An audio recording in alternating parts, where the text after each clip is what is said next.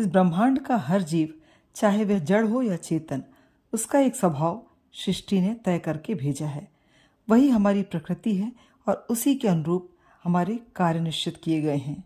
और वही स्वभाव ईश्वर हमें हमारी जीविका, हमारे इस ब्रह्मांड में अस्तित्व और हमारा लक्ष्य, यानी कि हम क्या करने के लिए सृष्टि में आए हैं, यह सब कुछ हमारे गुण स्वभाव के अनुसार निश्चित किया गया है। यहाँ तक कि इस सृष्टि को हम क्या देकर जाएंगे, यह भी हमारे स्वभाव तथा प्राकृतिक गुणों के अनुसार निश्चित है। यदि हम उस प्रकृति को जानकर अपने कार्यों को संपन्न करते रहें या उस दिशा में बढ़ते रहें, तो हम उस लक्ष्य को उचित ढंग से हासिल कर पाएंगे जिसे पाने के लिए हम इस यूनिवर्स में आए हैं, और वह देकर जाएंगे जिसके लिए हमें ईश्वर ने भेजा है। क्या वायु स्थिर रहकर कण कण में प्राणवायु फूंक सकती है? हवा बहकर ही तो इस सृष्टि के जीव तत्वों को जीवन देती है और उन्हें प्राणवायु से भर देती है।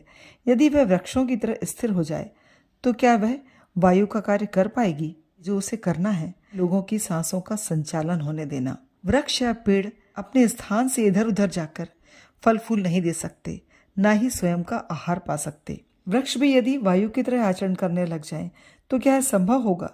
यहाँ तक कि जड़ों के मूल से ना जुड़े रहने से वो अपने आहार से भी वंचित हो जाएंगे। बहना उनका गुण या स्वभाव नहीं, उन्हें एक जगह स्थिर रहकर ही स्वयं को जीवित रखना है और लोगों को फल फूल छांव देने का कार्य उनके द्वारा संचालित होना है।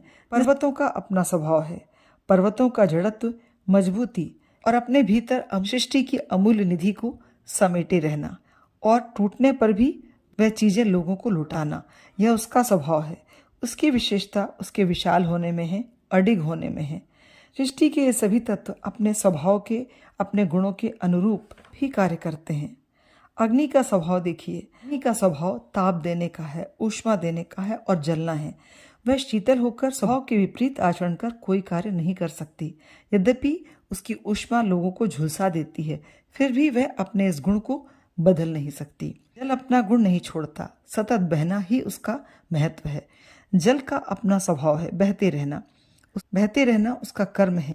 यदि वह प्रकृति के अन्य तत्वों की तरह एक स्थान पर रुक जाए तो वह दूषित हो जाएगा। इसी तरह पृथ्वी में बहने वाली नदी समुद्र के पानी की तरह खारी नहीं हो सकती। चंद्रमा अपनी शीतलता देकर ही सृष्टि को आनंद दे सकता है, और वहीं जब अपनी गर्मी और प्रकाश से इस ब्रह्मांड को प्रकाशित करता है। यदि वह अपना स्वभाव छोड़ दे तो सर्वत्र अंधेरा छा जाएगा, सृष्टि के काम रुक जाएंगे। तो आपने देखा, इस ब्रह्मांड का हर जड़ तत्व भी अपना स्वभाव और अपने गुणों के अनुसार अपना अस्तित्व बनाए रखता है और उसके अनुरूप ही सृष्टि को चलाने में अपना योगदान देता है। वही उसके होने का कारण है। फिर हम अपने स्वभाव और गुण के साथ क्यों नहीं रह पाते, जबकि यही हमारे इस सृष्टि में अपने अस्तित्व को बनाए रखने का मूल कारण है। क्योंकि हम कोई भी कार्य कर रहे हैं या हम इस ब्रह्मांड में हमारा क्या किरदार है, वह हमारा स्वभाव और गुण ही तय करते हैं। इसलिए जरूरी है कि हम जानें कि इस सृष्टि में कौन सा स्वभाव हम लेकर आए हैं और अपने आने के लक्ष्य को और पहचानें जो हमारे गुणों से ही जुड़ा है। इस सृष्टि के चलते रहने के लिए हर छोटे बड़े लक्ष्य को पहचानें। आपका जन्म कहाँ हुआ है, आपका जन्म का स्थान, वंश, धर्म, रहन सहन या जलवायु का पहनावा, सब कुछ आपके स्वभाव और गुण के अनुरूप होना ही चाहिए। यही आपकी सृष्टि में होने के उद्देश्य तक आपको लेकर जाएगा। अपने किरदार को पहचानिए। छोटे छोटे उद्देश्य या जिम्मेदारियां, यदि पुरुष हैं तो एक पिता या बेटा बनकर, स्त्री जाति का संरक्षक बनकर, या एक स्त्री हैं ममत्व के द्वारा, स्नेह के द्वारा। इस सृष्टि को छोटे छोटे उद्देश्य हैं जो अपने स्वभाव और प्रकृति और गुणों को पहचान कर आपको निभाते चलना है। समाज, देश या यूनिवर्स में किसी प्रकृति और गुणों को पहचान कर निभाते चलेंगे, चाहे वो समाज के लिए हो, देश के लिए हो या इस यूनिवर्स के लिए।